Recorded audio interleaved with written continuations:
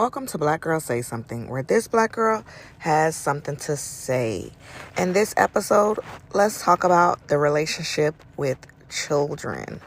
What can I say? There's so much to be said, but this conversation, what this black girl has to say, was triggered by a video that I saw on TikTok where a young lady pretty much said, I don't lie to my children and tell them that their dad loves them. And she said people have told her that she's cruel because of it. And she said when her daughter would be like, does daddy love me? She said, I would be like, I don't know, ask him. And I think it's a lot to be said about this particular conversation. We don't talk about it. Or maybe this particular part of the conversation does get talked about enough. So I want to talk about my experience, a shower thought that I had, where it's like, I get why a child, my children specifically, could be upset with me with the way things are currently going right now. There was a point where things are fresh. They understand, they identify with the fact that, hey, mommy is trying to protect us. But enough time has passed where it's like, what is really going on? Why isn't this done yet? Why can't we see our other parent? And I'll tell you why they feel that way. Because I spent a lot of time while we were together, especially with my older daughter. I spent a lot of time while we were together making sure that he looked like a good parent. Black girl, what do you mean by that? While we were together, I always filled that deficit. So like her birthday would come up and she would mention to me that she told her dad that she wanted this thing. And when I asked him about it, he'd be like, she never told me. But again, I know she told him. So what did I do? Call me wrong. But in the moment, I didn't think I was doing anything wrong because I didn't want her to experience disappointment. And I'm going to make a point shortly. But say she said she wanted this thing, I would buy two things. One, the one that she told him she wanted, the one that she told me she wanted. And I would write from daddy on the one that she told me she told him she wanted. And from mommy on the thing that I know that she told me she wanted. Right? And so now he's looking good in her eyes. Or if he says, hey, I'm going to do X, Y, and Z for her, but I know he lacks follow through, I'm going to ensure, whether it be financially or just making up the time, I covered a lot of the deficit that he had as a parent while we were together. So now fast forward, it's looking like, okay, why isn't he able to do any of the things that he was doing before? And I can't in any way, shape, or form explain how I was in the wrong in that situation way back then because it's the past. But going back to what the young lady originally said in her video, I met a lady who teaches parenting classes. And she told me one of the number one things that they teach to the primary parent in these classes is do not lie for the absent parent. Because you create a level of resentment between you and your child when your child finds out that you were lying for that parent. And I know that's a crazy way to spin it, but that's how it happens. That's how it happens, right? So if I'm spending more of my time not harping on the fact that if he wanted to, he would. If he wanted to, he would. I mean, I could go that route. But again, if he starts to, and then now I look like the bad guy.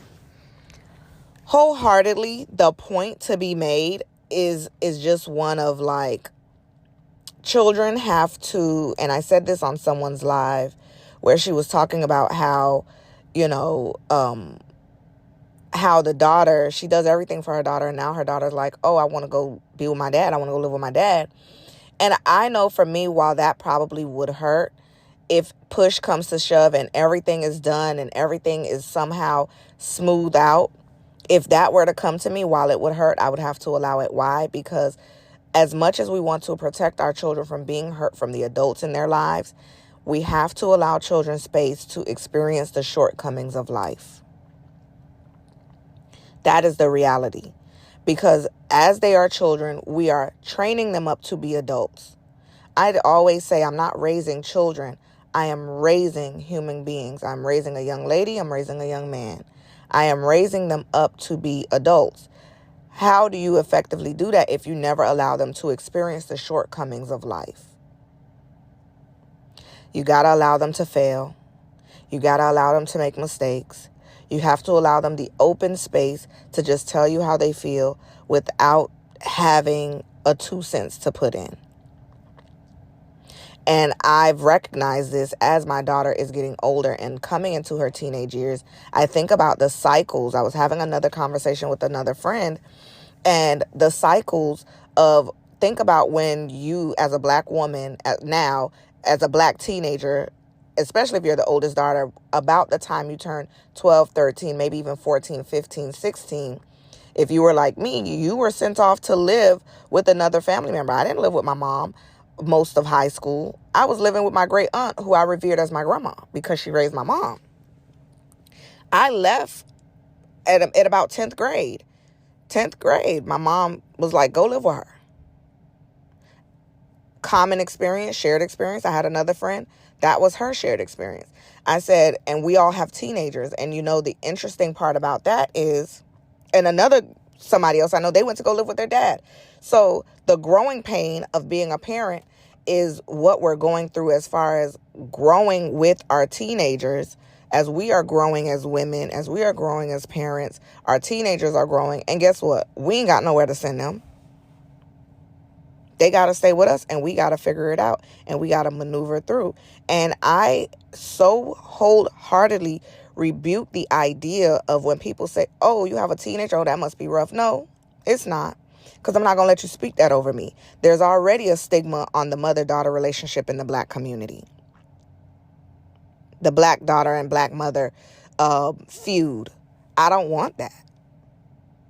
So while I see where she is in life, and while I see how she wants to maneuver, and while I see the things that she's doing, if I could be honest with you, I just have to allow her that space. Yes, she might make friends who may not be good for her. I have to allow her that space to identify what she wants in a friendship, what she wants to be, who she wants to be. And all I can do is have those conversations with her when the conversations arise. So the peace that comes from knowing that while she may not make the same mistakes that I made, she gonna have to make her own mistakes, and she gonna have to learn her own lessons. And that's the peace that comes with being a parent to a teenager, a teen daughter, especially because, again, I'm raising her to have such a soft life that anything that doesn't feel soft, she probably gonna be like, nah, I'm good. What does that look like, a soft life? We don't clean the house on the weekends. Ain't no cleaning my house on the weekend. You can do that Wednesday or Friday, okay? Ain't no getting up early on Saturday. Sleep in till 10 o'clock, because guess what? That's me setting the boundary for my time. I don't want you in my face at 8 o'clock in the morning, okay? So stay asleep till 10 o'clock Saturday morning, even Sunday mornings. There's a few other things, but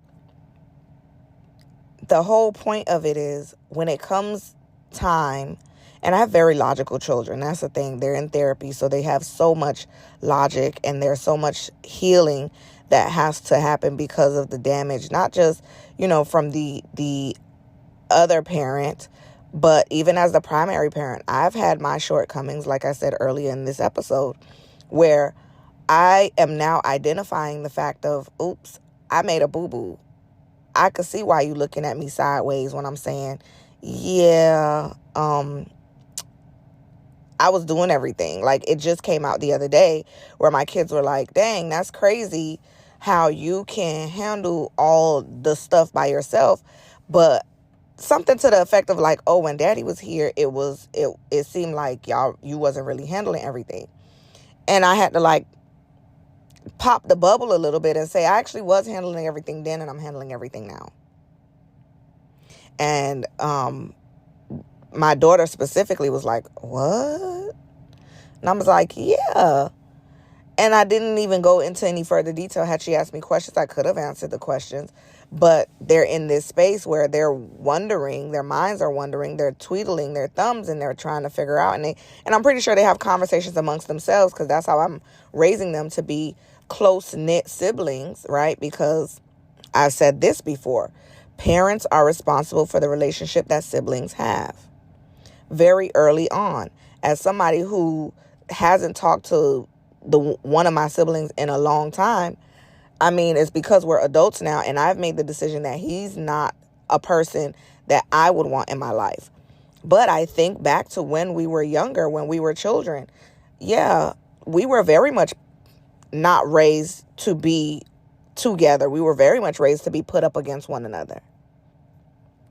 Okay? And so now that we're older, and I thought we were going to be adults about the situation and talk about our childhood, which we did at one point, but it became a space of jealousy, because it's like, how is it that you didn't have your dad in your life? This is what he feels about me.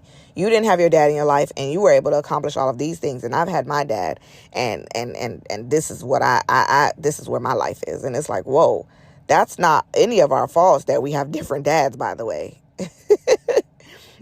So your beef with me is misplaced. But with that being said, don't lie to them kids. Don't lie for the other parents, because it does cause more harm later on. It does cause more damage to your relationship with your child later on. And maturing as a child, children, maturing is them realizing what really went on, and then they can ask those questions and you can have honest conversations with them. I think a part of when we talk about breaking generational curses is having those conversations, not so early on, but to a point when they get to a level of understanding, when they're asking those questions, not tiptoeing and dancing around the question, and actually answering the question and being truthful and being honest. And your life has to align with the honesty, right? So if I had said, yeah, I'm handling everything. Yeah, I was handling everything when we were together, and now everything is like not being handled now. It kind of has to align. It kind of has to align. Or your growth will show, and they can see that and they can appreciate it. Anywho, with that being said, you can tune into Black Girl Say Something every Friday at 1 p.m. Eastern Standard Time. Don't forget to subscribe to our YouTube and interact with the links in the description of this episode. We're also on Patreon, and over there, just know I got some real tea and some stories to tell y'all over there. So subscribe to our Patreon and get access to subscriber-only episodes right on Spotify. And you can tune into Black Girl Say Something wherever you listen to podcasts. Thank you for listening.